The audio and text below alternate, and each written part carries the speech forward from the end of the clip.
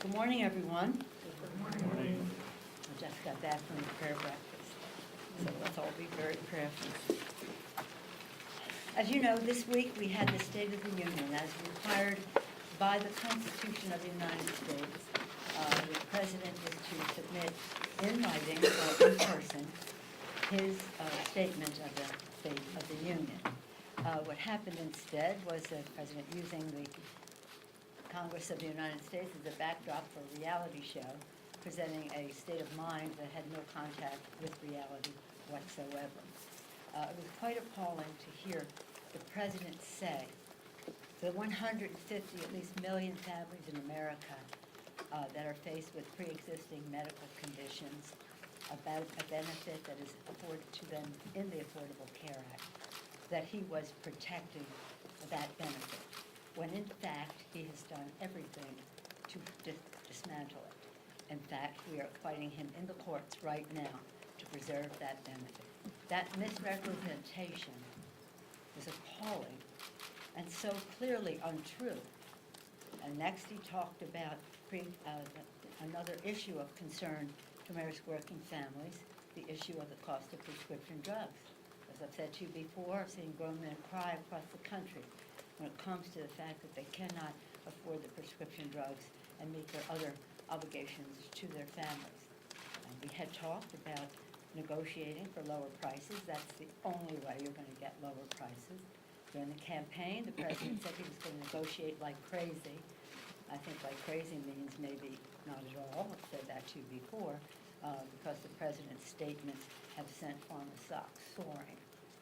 And for him to represent that he was working on that. We had been working on it. We were hopeful to get something done. I guess farmer must have stepped in. And then he talked about saving Medicare, and Social Security, when in fact, in his budget, the 220 budget that he submitted, $2 trillion was decreased in Medicare and Medicaid combined, including to, in terms of Social Security, reduce the disability benefit in Social Security. So these, on one hand, are not right to the kitchen table of America's working families to serve up these falsehoods. But appalling also was when he was trying to discredit the triumph of the Obama administration on the economy. And I've given you a paper on this put out by the Joint Economic Committee under leadership of Don Beyer, our House Vice Chair, on that. And it talks about all the things, job creation and the rest. But to succinctly put it, when President Obama came into office, the unemployment rate was 10%. When he left, it was 5%. So President Trump did not inherit a mess. He inherited a momentum of job creation. When President Obama came into office, the stock market was at 6,000. When he left, it was at 18,000.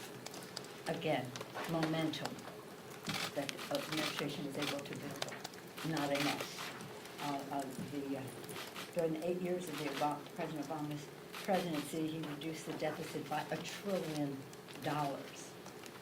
Instead, this administration is increasing the $1 trillion. And of course, their tax scam for 83% of the benefits going to the top 1%. They increased the national debt by $2 trillion. And therefore, they tried to pay for itself, but instead they went to Medicare and Medicaid to try to pay for that. But we're not doing that. And then during the 8 years of when President Bush was president, the job growth was slow. Under President Obama, we gained more than 14 million private sector jobs. And during his presidency, more than, and that is far more in the prorated in terms of years than what this president has created. A momentum, a path of $14 million is not a mess, Mr. President. And then during the presidency, we rescued the auto industry and all that brought back to the economy. And during the administration, more than 20 million people were afforded quality, affordable health care. But more, in addition to that, 150 million families with pre-existing conditions got a new benefit that enabled them to have access to health care, as well as other benefits of no lifetime limit, no annual limit. Child is up until 26 years old can stay in the benefit. Being a woman, no longer pre-existing condition. So when he talks about, oh, I'm going to make health care, the fact is, he did not inherit a mess. He inherited a momentum of growth in our economy. And many more statistics are in it that I hope you will read, because it was appalling to hear him try to take credit for something that he, and call what President Obama did a mess that he inherited, when in fact it was a great advantage to the country that President Obama's policies took us to that very positive place of growth and of job creation and deficit reduction. When I talk to my members and they have ideas, I always say, what does your idea do for growth, for the creation of good paying jobs, and reducing the deficit? Let's see how it meets those standards. What the president has done is not that. And so for him to make it as if he did all this stuff and all the rest, he still hasn't even matched President Obama's growth in the stock market, if you call that a real measure of success. And in some respects, it's a good indicator, but it's not an indicator of what's happening at the kitchen tables of America's working families, where they're concerned about the fact that many of them have not received a raise in a very long time, that 40% of them could not find $500 for an emergency. The president goes on and saying, oh, many more, because of all my growth, many more people are not on food stamps. No, you kicked them off. And then there are people are not taking advantage of this. No, you kicked them off. And that just isn't a fair thing to do in our economy. So it was, in my view, a manifesto of mistruths, falsehoods, blatantly, really dangerous to the well-being of the American people if they believe what he said. So again, we do not want Chamber of the House of Representatives to use as a backdrop for one of his reality shows with unreality in his presentation. And by the way, a serious breach to start shouting 4 more years on the floor of the House. Totally inappropriate. We're very excited about how we're going forward to honor our promises to the American people. For the people, we're going to lower the cost of health care by lowering the cost of prescription drugs. And we're on our path with H.R. 3, so people holding up the H.R. 3, maybe just 3 benefits from it people should know, that it will lower the cost of prescription drugs for them. It will also increase benefits in Medicare, dental, hearing, and vision, and the expansion of Medicare, which is the biggest expansion since its inception. That benefit will apply to not only Medicare, the reduction in cost will not only apply to Medicare, but to all other insurance plans for prescription drugs. We're very excited about H.R. 3. Lower healthcare costs by lowering the cost of prescription drugs and protecting pre-existing medical condition benefit. Secondly, bigger paychecks, building the infrastructure of America in a green, resilient way. We thought we were in a good place on both of those scores with the president, because we had negotiated with the White House on H.R. 3 until the president decided to go with pharma instead of with the American people. Thought we were in a good path in negotiating with the administration on what the infrastructure bill would contain. Last night he talked about rural broadband. He didn't even know what that was when we first talked about it. There's just roads and stuff, roads, bridges, water, broadband, and the rest. And so bigger paychecks, and he talked about some mini plan. He sent over a $200 billion plan, which he then said is a bad plan. It is. It's too small and too much burden on the locality. So we have really important, and then of course our third agenda, lower health care costs, bigger paychecks, cleaner government. We think we have a shot with them in the first two, but not on the third, cleaner government. No, that's not something that he or the Republicans have as a value. So yesterday the Senate acted first time in history that a senator has voted against his own president in a decision regarding impeachment. God bless him for his courage. Knowing the president said when people use faith as an excuse to do, I don't know if he said bad things, but whatever he said was just so completely inappropriate, especially for a prayer breakfast. So again, we will be expanding what we talked about before, about our infrastructure bill, surface transportation, water systems, broadband, rural broadband, urban desert broadband, very important to health, education, commerce, and the rest of our country. And then we'll go further with our initiatives on infrastructure for school construction and some housing initiatives and initiatives that relate to our needs of our veterans. We'll be unfolding some of that in the week ahead. So we continue to do our work. 275 or more bipartisan bills on Mitch McConnell's desk. The Grim Reaper has not taken any of them up. If he had one, I wish he would do, I have my bullet here, I wish he would do background check legislation which would save lives. So it is an interesting time as we go forward. We'll also be taking up in the next week the ERA, the legislation related to the ERA, and there's a great deal of excitement across the country to see what happened in Virginia, and we're hoping to move the date to include that new state and that number to the march, and especially in this year when we observe the 100th anniversary of women having the right to vote. I know what you're going to say, Chad. What happened to the 49ers? I'll ask that at the end. Yeah, but just when you're thinking of it, think about your own team, okay? Well, we're going to get the first round draft. There's always that. Any question? Madam Speaker. Yes, Madam Speaker. You just mentioned things like prescription drugs and infrastructure. Yes. What do you think is the likelihood of being able to work with President Trump on these things, given what at least appears to be a strained relationship between the two? Well, we've had a strained relationship for a while. We were able to keep government open and push back on his threats to shut down government if we didn't do this and we didn't do that, and that's right.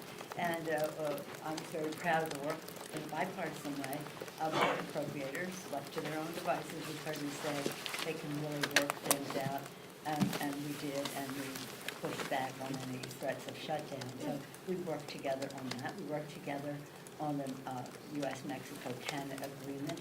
He bragged about delivering it. I don't know if he even knows what's in it because it's so far different of whatever he sent us to begin with. But it does have, what I've said to you many times, it does have a framework of enforcement for protection of our workers, protection of our environment, and getting rid of his gift to pharma. Imagine he had a gift to pharma in that trade agreement. We'll kicked that out. Just another example of his beholdenness to the pharmaceutical industry. So we got two major things accomplished. These are things the president said he wanted to do: reduce the cost of prescription drugs and build the infrastructure during the campaign. Especially infrastructure. I hardly ever had a conversation with him when he wasn't talking about infrastructure. I think he really wants that. I think he knows our country needs that, and I hope that we were almost there, and then trying to pay for it, and then he was like out the door.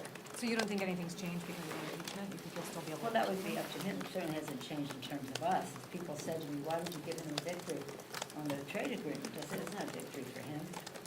Not to do that for the benefit it provides for our farmers, our manufacturers, our workers in our country, our hemisphere, I think would be wrong. I mean, he just wasn't that important that we would walk away from what they were conceding to us. What they were conceding to us in that legislation. We didn't get what we want. We couldn't go that path, but we did. Now, did we get everything? No negotiation, but it's a path to much better trade agreements. Madam Speaker. Madam Speaker. Madam Speaker. Madam Speaker. Thank you. Good morning. The White House Communications Director has indicated that the President and maybe others of the administration may want to have some payback for what the impeachment and what the Senate did here. When you hear that sort of language, and as we speak, the U.S. Capitol Police are investigating a suspicious substance in the office of Congressman Schiff. Well, I don't think that has anything. But that said, but when you hear that rhetoric from the White House and in these types of environments, I mean, what does that make you think? Well, let me just say that language is, first of all, the whole State of the Union was beneath the dignity of the White House, an insult to the Congress of the United States and the American people. So their language is nothing that surprises anyone. But they have to know when the White House speaks, those words weigh a ton. And they are giving encouragement to people to do things. Just as, remember, Charlottesville, people are coming down that hill with tiki torches saying, the Jews will not replace us, the Jews will not replace us. And what was the president's statement? They're good people on both sides. Really? The Jews will not replace us, and good people on both sides? So there's a mysterious view that they have about what their words, the weight their words carry. And there are people out there who, for whatever purpose, I know I'm constantly, I don't want to even go into the target that I am because of them, but I can't worry about that. But that was there even before them, just working with President Obama stirred up some of those same people. But I would like to think that it had nothing to do with what the White House was saying. But I do think they should rein in their comments. Because what they're saying is they're going to be payback to us for upholding the Constitution of the United States, for honoring the vision of our founders, for our democracy, a republic of the free people, for something our men and women in uniform fight to protect our freedom, our Constitution, and the aspirations of our children that depend on living in a democracy that is unquestioned in terms of that, where we have freedom of the press to be guardians of that democracy. So, I'm not very fond of commenting on anything they say, but if it's threatening, it's wrong. Several members of the various House investigative committees have indicated that they would like to subpoena John Bolton. What's your position on that, and when should it happen? I want to first salute our managers. I think they did a magnificent job in presenting the case for our founders, for our Constitution, for our country. We could not have been better served. Each and every one of them did a magnificent job, and Adam Schiff's leadership was a blessing to our country. I'm proud of the work that the Senate did in terms of their response to all of this and their unanimous vote on the House Democrats in support of our Constitution. We are now, the Senate has spoken in terms of any punishment to the president. He's impeached forever, no matter what he says or whatever headlines he wants to carry around. You're impeached forever. You're never getting rid of that scar. History will always record that you were impeached for undermining the security of our country, jeopardizing the integrity of our elections, and violating the Constitution of the United States. Our purpose in all of this, in addition to holding him accountable so he stops doing what he's doing and no future president thinks that she or he could have liberty to take us away from the republic, if you can keep it to a Second Amendment, enables me to do whatever I want. No, that's not what our Constitution is about. So we will continue to do our oversight to protect and defend the Constitution, which is three co-equal branches of government, each a check and balance on the other. And we have some cases in court now, McCann, and taxes and that, and that will take time. We didn't need to have that come to fruition with it, because we had a strong enough case to impeach and remove. But those cases still exist. If there are others that we see as an opportunity, we'll make a judgment at that time. But we have no plans right now. Madam Speaker. Pelosi, could you describe what you were thinking this morning as the president said that impeachment was a terrible ordeal put through by corrupt, dishonest people, by which he meant you and other Democrats, and also his suggestion that you don't actually pray for him? I don't know if the president understands about prayer or people who do pray, but we do pray for the United States of America. I pray for him. I pray that or still President Obama, because it's a heavy responsibility. And I pray hard for him because he's so off the track of our Constitution, our values, our country, the air our children breathe, the water they drink, and the rest. He really needs our prayers. So he can say whatever he wants. He can say whatever he wants, but I do pray for him, and I do so sincerely and without anguish, gently, that's why I pray for everybody else. I thought what he said about Senator Romney was particularly without class. What he said, there's some people who use faith as an excuse to do the wrong things. You remember what he said about Romney out there? What? It's so inappropriate at a prayer breakfast. You want to go to the prayer breakfast, prayer in the school, vouchers, women's right to choose, all those things that the white audience for. God bless you.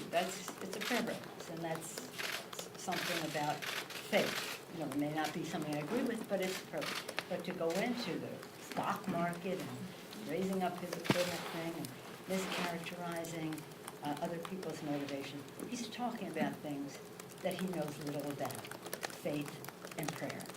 Madam Speaker, you often counsel your members to be dignified in their response to the Yes. president, take the high ground. Did you step on that message by tearing up the No, I State did of the not. Union? No, I did not. I tore up a manifesto of mistruths. It's very hard for us to get you to talk about the issues that we are working on, HR 3, infrastructure and the rest. He misrepresented all of that. It was necessary to get the attention of the American people to say, this is not true, and this is how it affects you. And I don't need any lessons from anybody, especially the President of the United States, about dignity. Dignity. Is it okay to start saying 4 more years in the House of Representatives? It's just unheard of. Is it unheard of for the President to insult people there who don't share his view, as well as to misrepresent, present falsehoods? Some would use the word lie, I don't like to use the word lie, about what he was saying. So, no, I think it was completely, entirely appropriate, and considering some of the other exuberances within me, the courteous thing to do.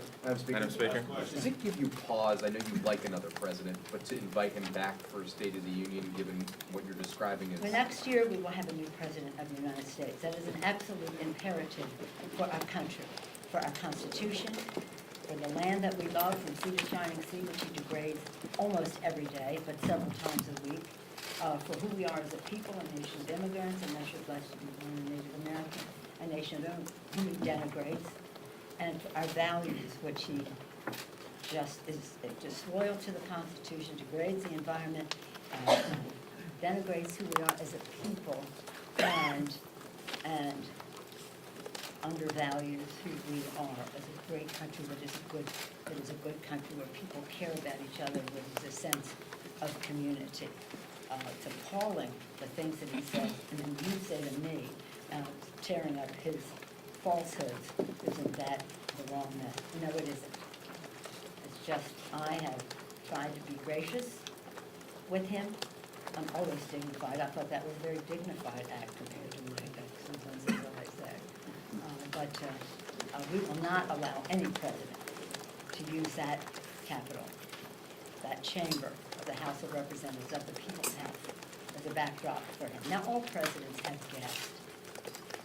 Constant guest. That was not a State of the Union. That was his state of mind. We want a State of the Union.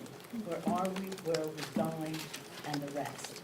Not let me just show you how many guests I can draw, and let me say how I can give a Medal of Honor. Do it in your own office.